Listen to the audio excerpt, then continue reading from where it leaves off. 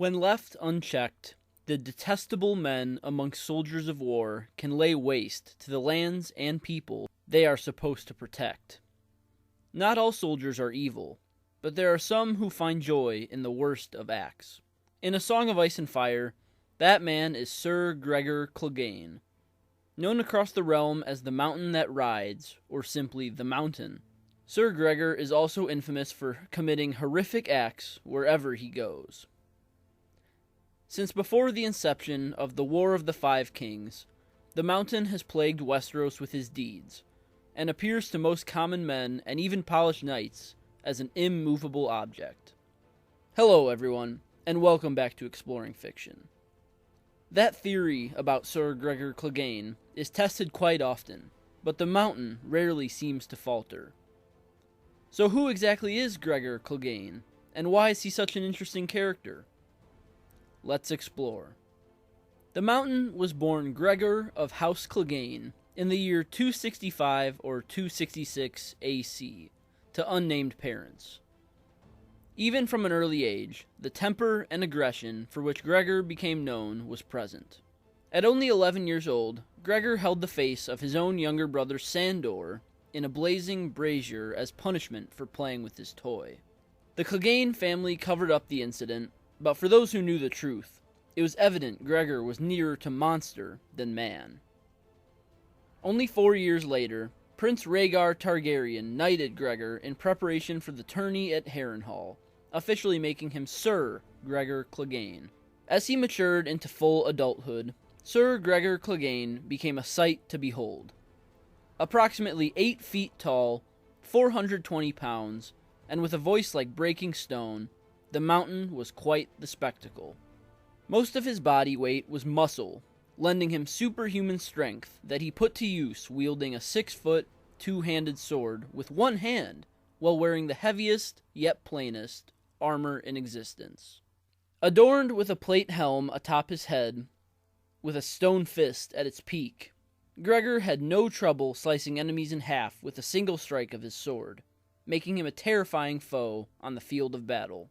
Carrying his newfound title and status, though it did little to change his demeanor, Ser Gregor took part in the sack of King's Landing 1 year after his knighting, scaling Maegor's holdfast with Ser Amory Lorch. Gregor committed unspeakable acts in the chaos, resulting in the death of the child that was supposedly Prince Aegon Targaryen, son of Rhaegar, as well as his mother Prince Elia Martell.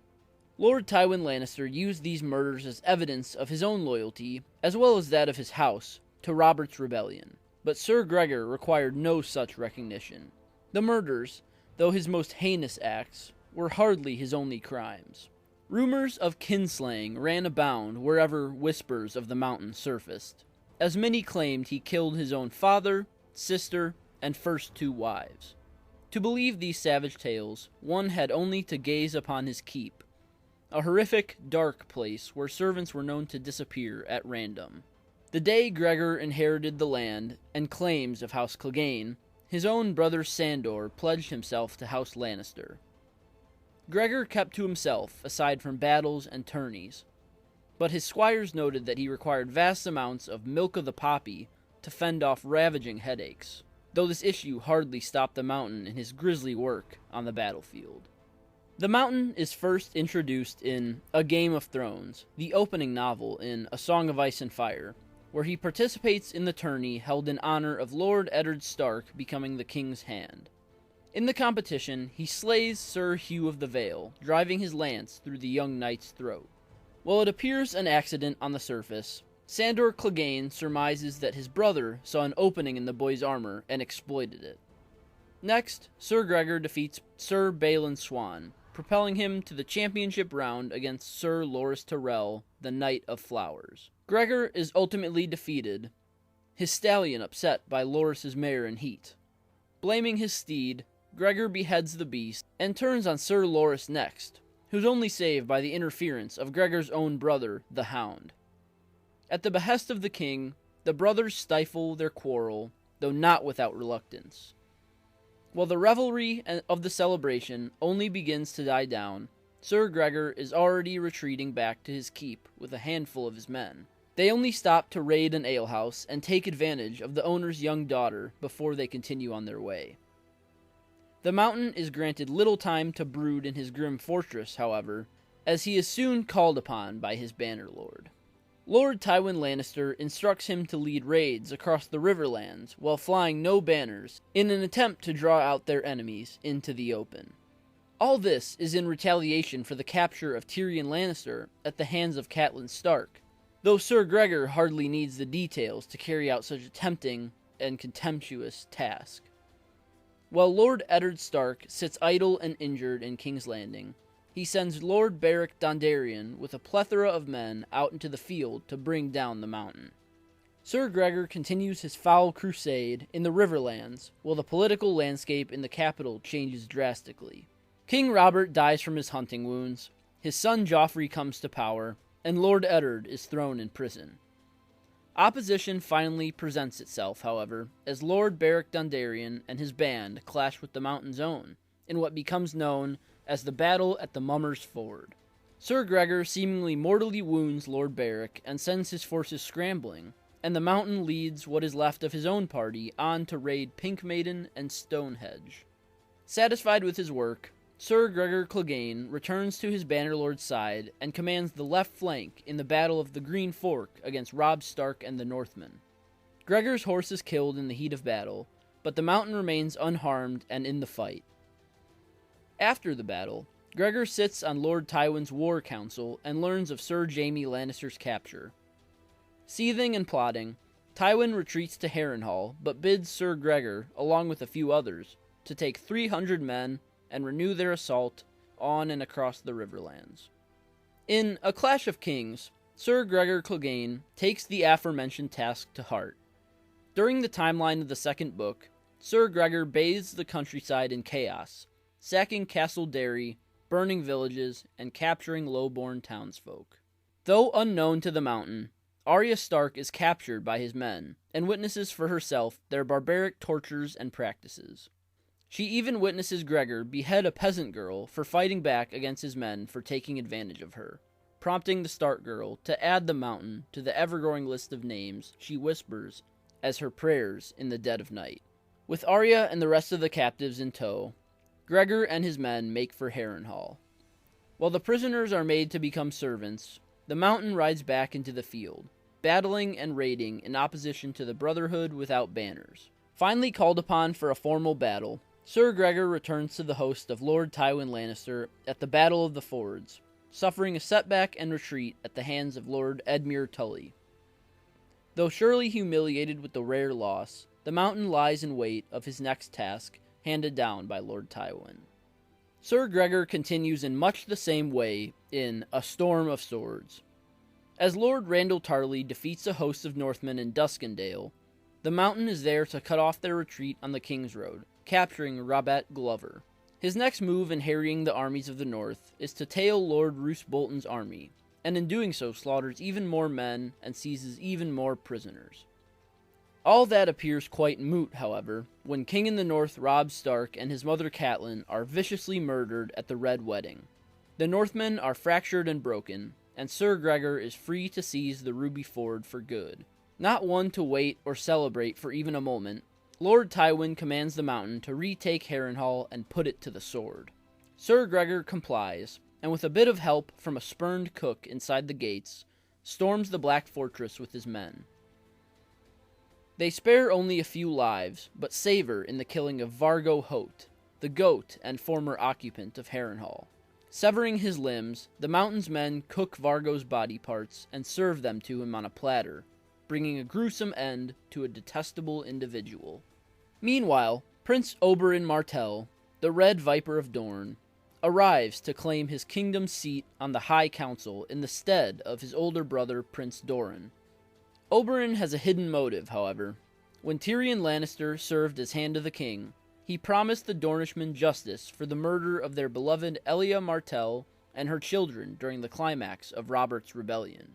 The Viper intends to follow through on the agreement, but Tyrion has been deposed, replaced by his father, Lord Tywin Lannister.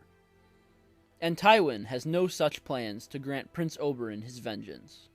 The Great Lion of Lannister intends to tell his southern guest that it was Sir Amory Lork, who is now deceased, who murdered his lovely sister, and that Ser Gregor is out searching for Jaime. But when Jaime returns to King's Landing safely, Tywin's plots begin to unravel. It fully falls apart when Tyrion is placed on trial by combat for the murder of King Joffrey. Cersei, Tyrion's sister and accuser, calls for her champion to be Ser Gregor Clegane, countering Tyrion from using Bronn or another competitive man. With no one willing to face the Mountain on his account, Tyrion loses any semblance of hope, until Prince Oberyn Martell, the Red Viper, sees his opportunity at open revenge. Oberyn agrees to champion Tyrion, if only to finally face the Mountain, and their duel commences.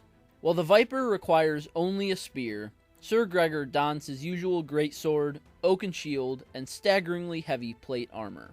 This gives Oberyn a dramatic speed advantage, and soon the Mountain tires. Most of the Viper's blows are deflected by the steel plate, but Oberyn soon targets the joints and even lands a cut after Ser Gregor tires.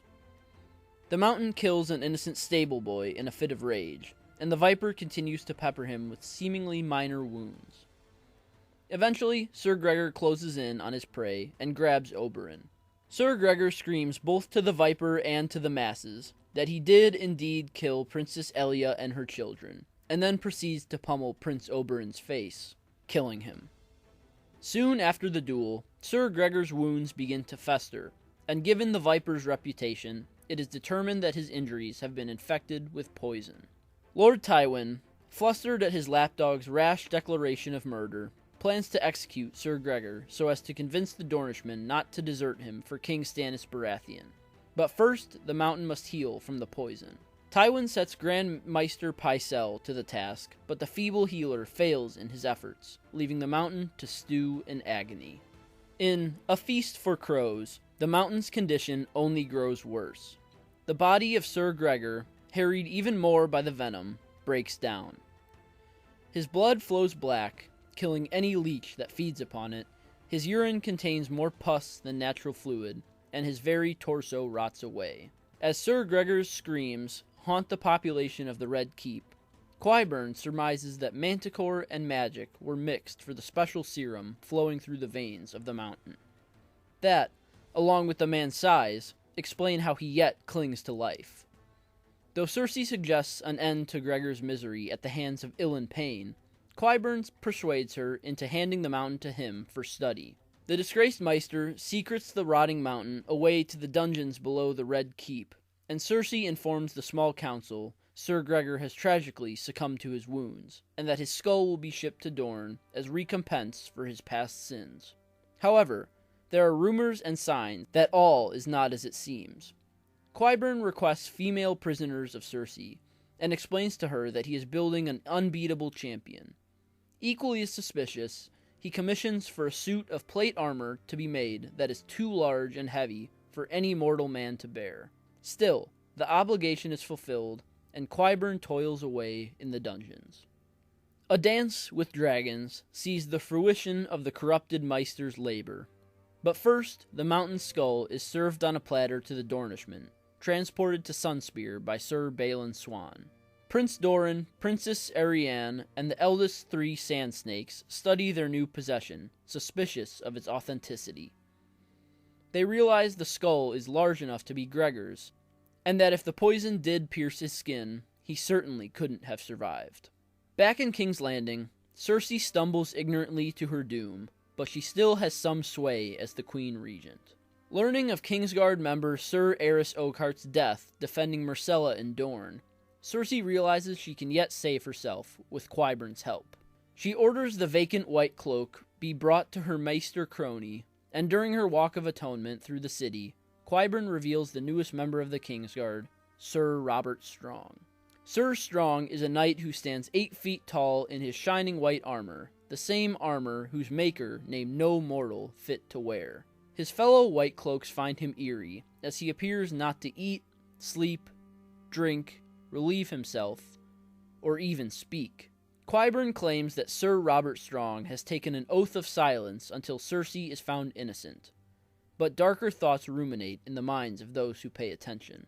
Most conclude Sir Robert Strong is some strange mystical shell of Ser Gregor Clegane, but given that his head was shipped off to Dorne, no one truly knows what lies beneath his unmoving helm.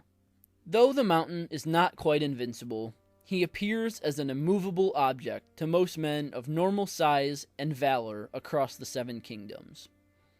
Due to his size, strength, and grim determination, he stands as a god amongst men in any physical task. Most of the mountain's defeats come with the aid of trickery, both in the case of Sir Loris's Mare and Heat and Prince Oberyn's poisoned spear.